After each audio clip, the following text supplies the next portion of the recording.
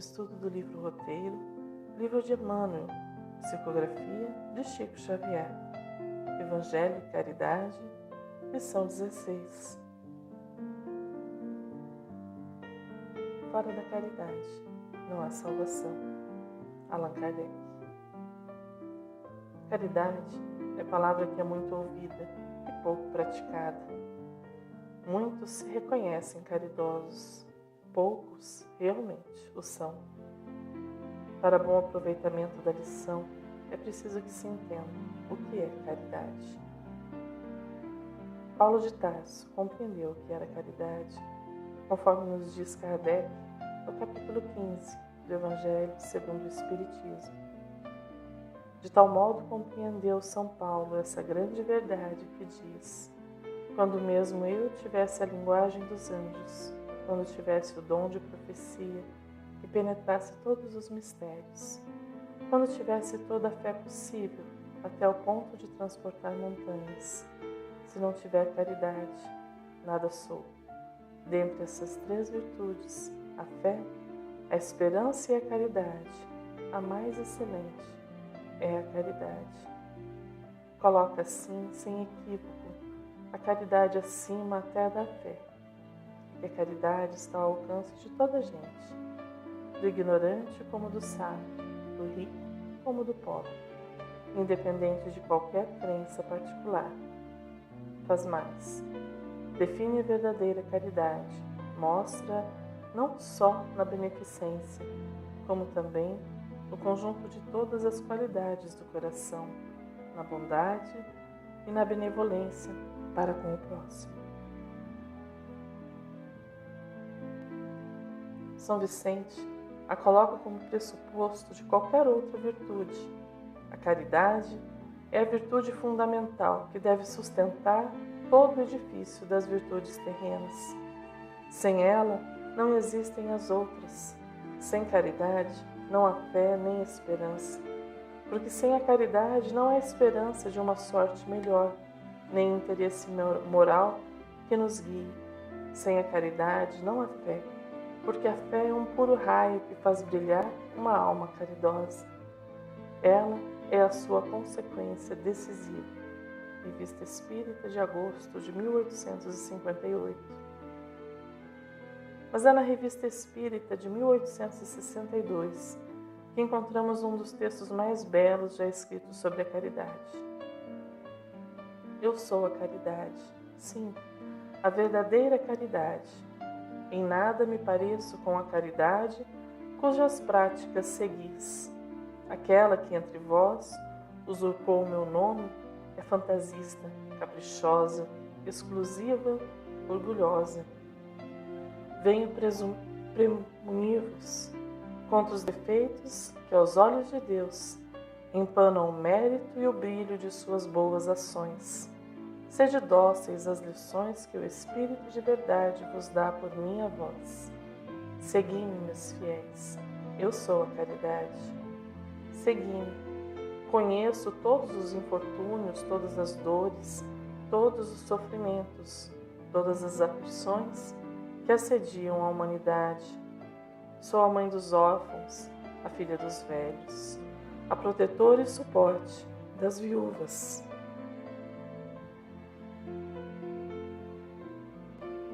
Curo as chagas infectas, trato de todos os doentes, visto, alimento e abrigos que nada têm. Subo aos mais humildes tuguros e às mais miseráveis mansadas. Bato à porta dos ricos e poderosos, porque onde quer que exista uma criatura humana, há, sob a máscara da felicidade, dores amargas e cruciantes. Oh, como é grande a minha tarefa! Não poderei cumpri-la se não vierdes em meu auxílio. Vinde a mim, eu sou a caridade. Não tenho preferência por ninguém, jamais digo aos que de mim necessitam: tenho os meus pobres, procurai a dores. Oh, falsa caridade, quanto mal fazes. Amigos, nós nos devemos a todos, crede-me, não recuseis assistência a ninguém. Socorrei-vos uns aos outros com bastante desinteresse, para não exigirdes reconhecimento da parte dos que tiverdes socorrido. A paz do coração e da consciência é a suave recompensa de minhas obras. Eu sou a verdadeira caridade. Ninguém sabe na terra o número e a natureza de meus benefícios. Sua falsa caridade fere e humilha aqueles a quem beneficia. Evitai esse funesto desvio. As ações desse gênero não têm mérito perante Deus e atraem a sua cólera.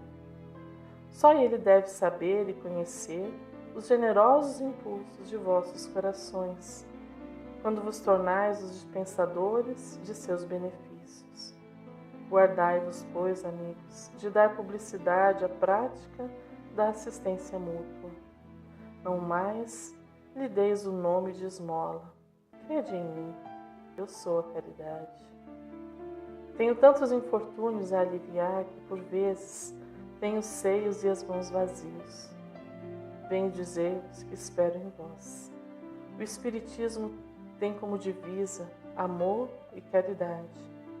E todos os verdadeiros espíritas quererão, no futuro, conformar-se a esse sublime preceito ensinado pelo Cristo há 18 séculos. Segui-me, pois, irmãos, e eu vos conduzirei ao reino de Deus, nosso Pai. Eu sou a caridade. Mensagem do Bispo de Argel, Adolfo. Cientes, então, a que se refere esta palavra, estamos aptos a iniciar a lição do livro roteiro com Emmanuel. Antes de Jesus, a caridade é desconhecida. Impactante a afirmativa de Emmanuel. Jesus inaugura nova era para a humanidade. Seu exemplo sublime nos remete a uma nova forma de viver. Não mais a força, o poder, a justiça, mas o amor disciplinando nossos pensamentos e ações. Ainda não alcançamos este novo mundo, mas é certo que estamos a caminho. Segue a lição. Os monumentos das civilizações antigas não se reportam da divina virtude.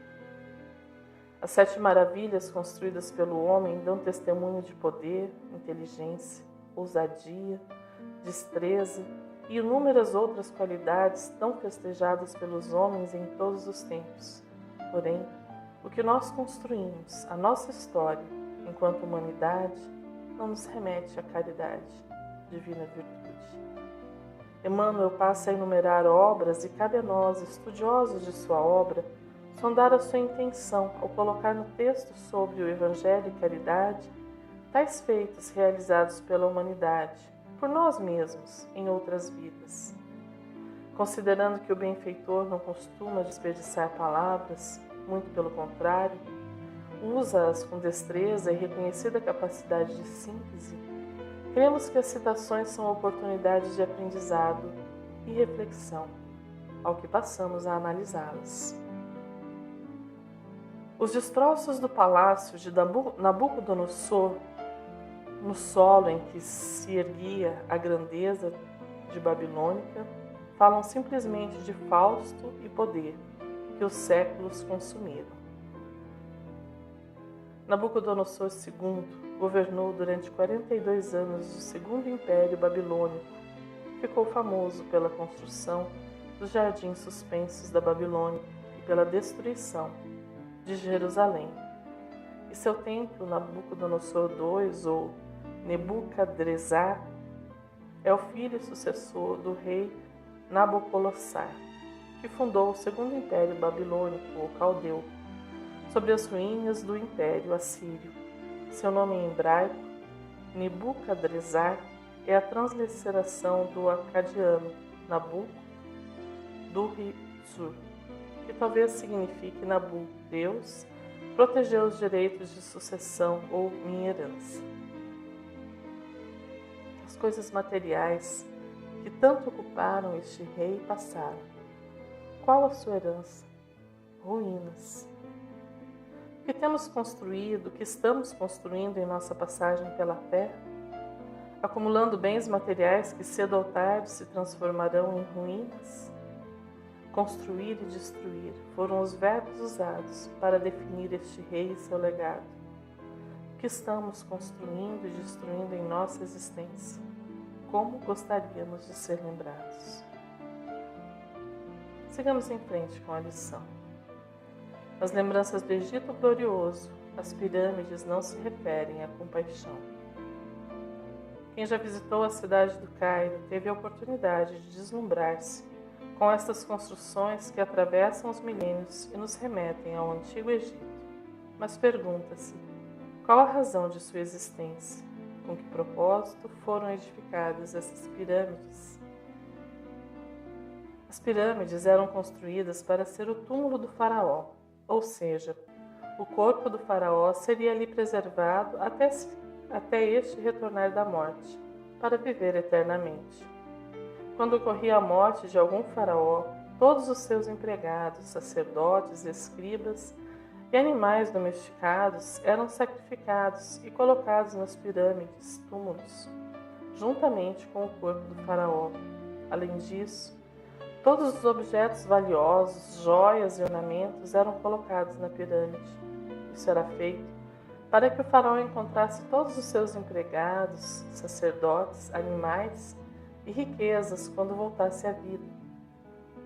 Geralmente, os túmulos dos faraós eram de difícil acesso, para evitar roubos e saques.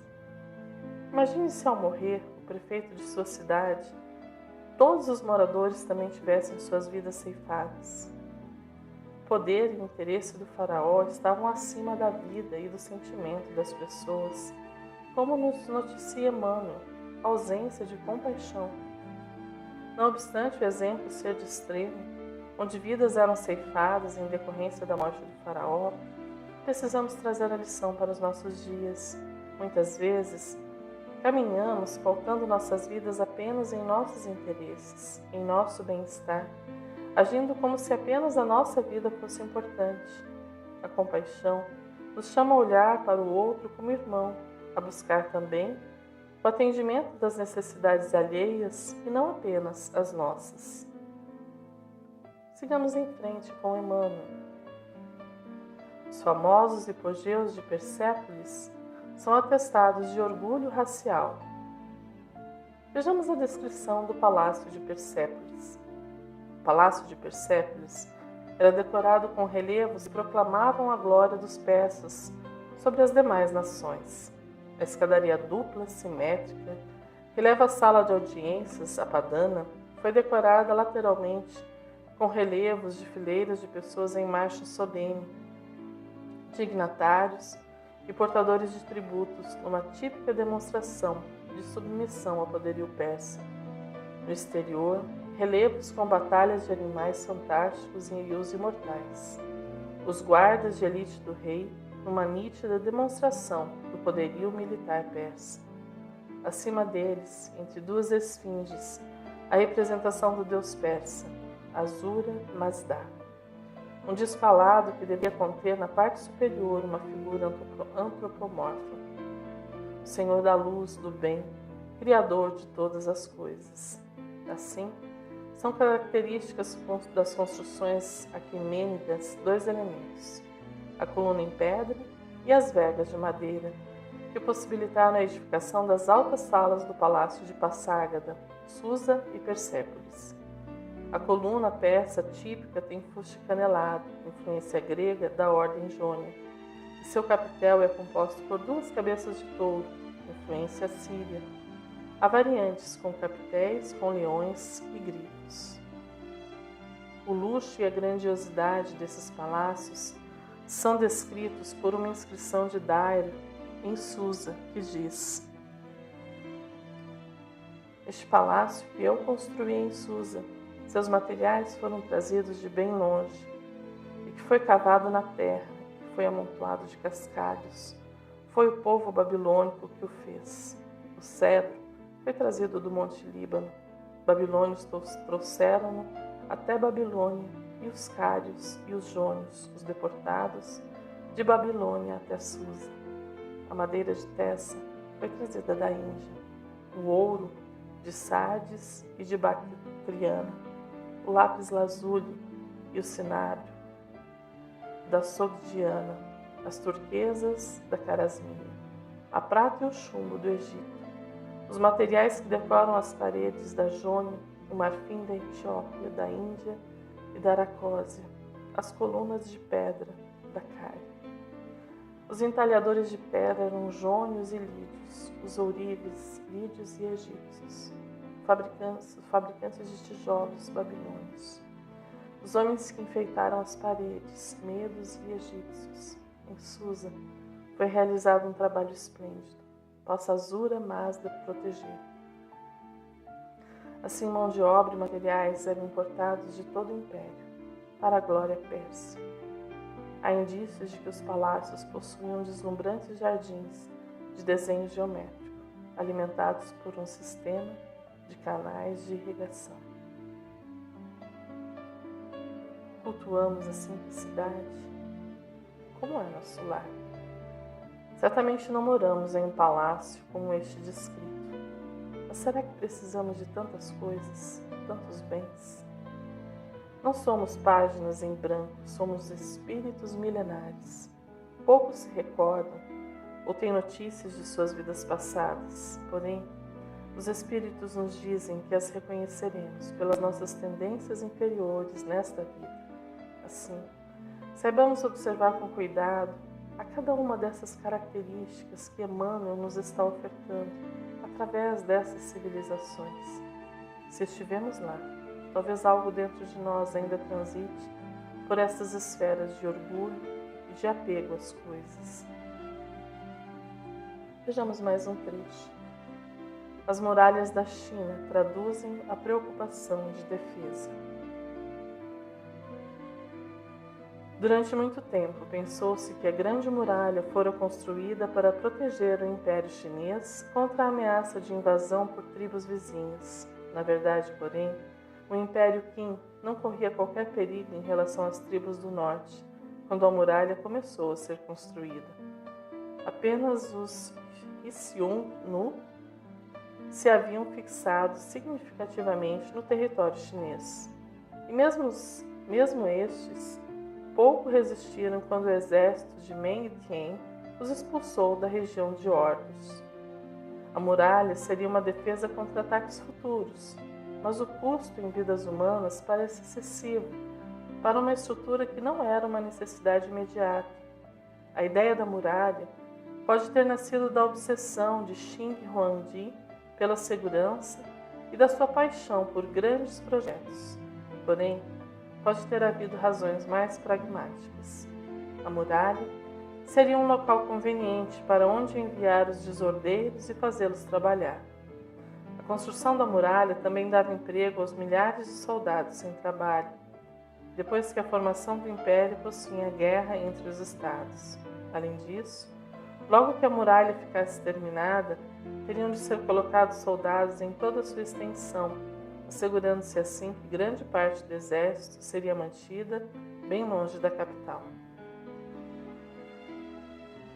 Preocupação de defesa, eis o sentimento que motivou a construção desta grandeza que a humanidade reverencia.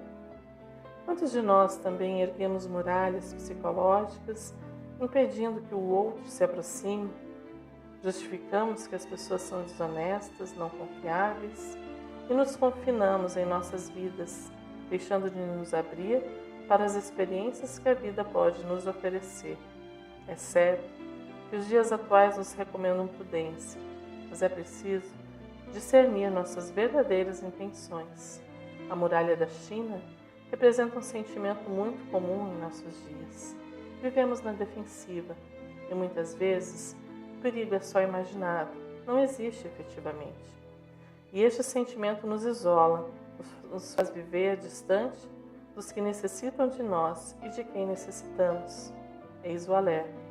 A lição que este povo nos deixa e que Emmanuel sabiamente nos traz para avaliação e reflexão.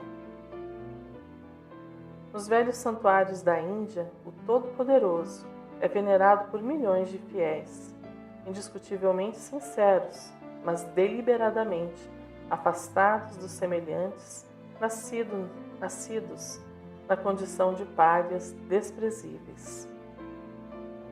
A Índia é um lugar procurado por muitos no mundo para aprimoramento espiritual. Busca-se na meditação, nos exercícios milenares da yoga e em outros tantos ensinamentos valorosos deste povo um maior equilíbrio. Certo é que este mesmo povo que tanto nos ensina não conseguiu afastar de sua forma de viver a separação que as castas promovem, gerando desigualdade social e muita pobreza. Observar esta conduta nos leva a refletir que é preciso cuidado com o culto externo, com rituais que aparentemente nos fazem bem, mas não nos tornam pessoas melhores e mais fraternas.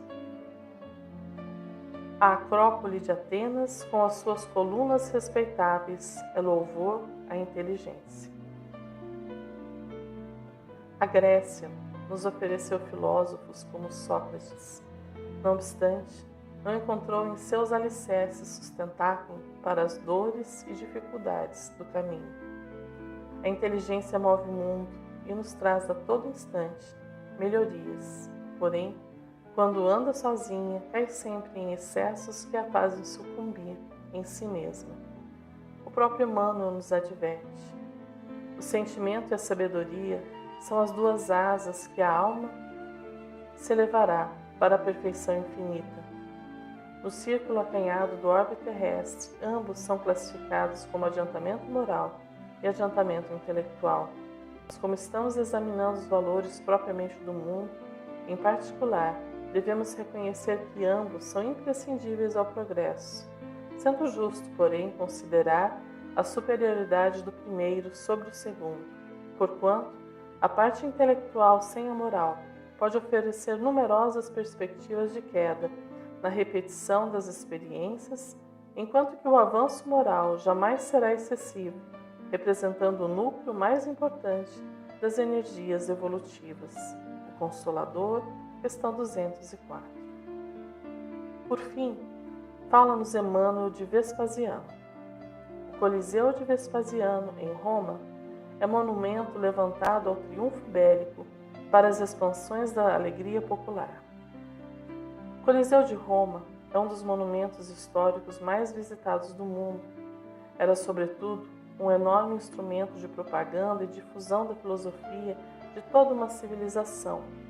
E tal como era já profetizado pelo monge e historiador inglês Beda, na sua obra do século XII, De Temporibus Liber, enquanto o Coliseu se mantiver de pé, Roma permanecerá. Quando o Coliseu ruir, Roma ruirá. E quando Roma ruir, o mundo cairá.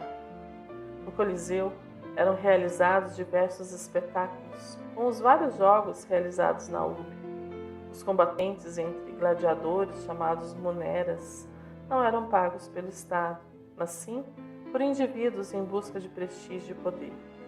Outro tipo de espetáculos era a caça de animais ou venatio, onde eram utilizados animais selvagens importados da África.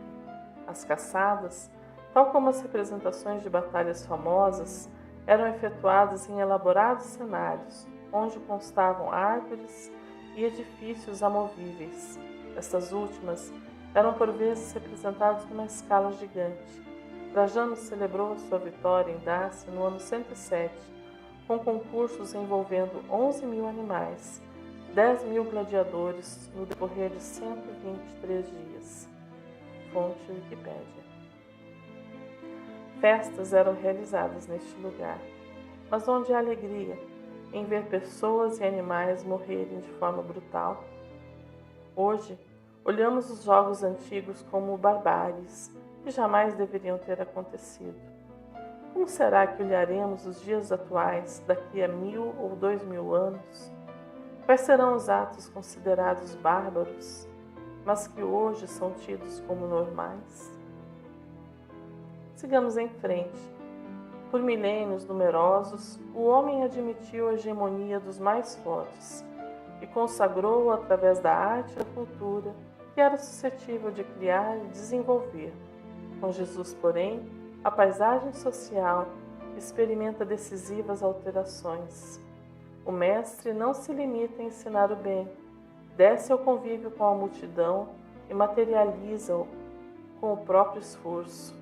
Cura os doentes na via pública sem cerimoniais e ajuda milhares de ouvintes, amparando-os na solução dos mais complicados problemas de natureza moral, sem valer-se das etiquetas do culto externo.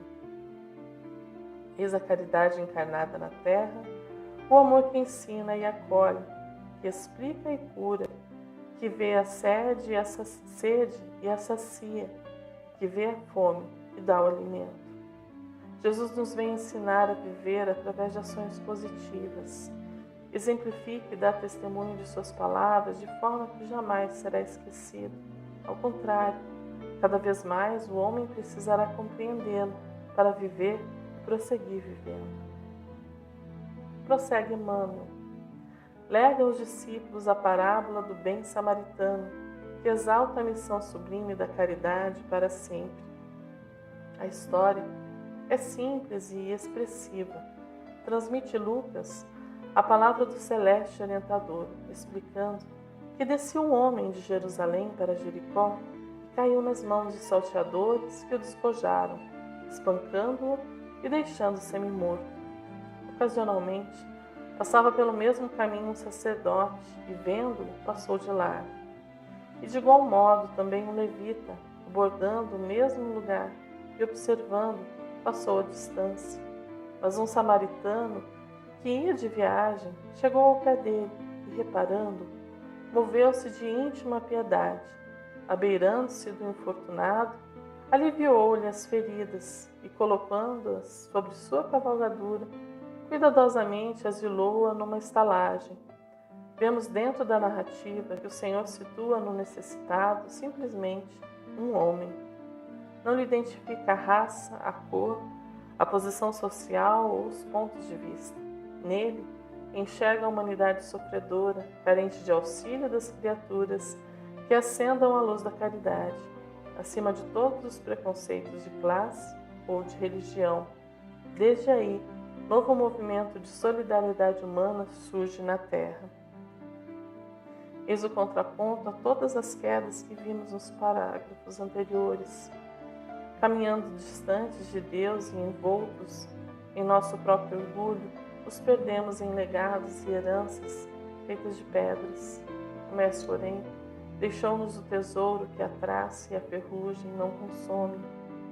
Mostrou-nos que a verdadeira caridade é desinteressada, quando na parábola do bom samaritano colocou um homem para ser auxiliado que não pode ser identificado, seja por sua raça, por seu status social.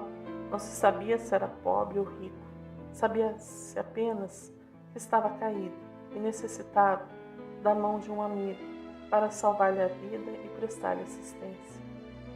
A parábola ressoa em nossos corações, lembrando-nos sempre que o nosso próximo é aquele que está ao nosso lado e a quem podemos e devemos oferecer nosso auxílio, sem esperar nada, absolutamente nada, em troca.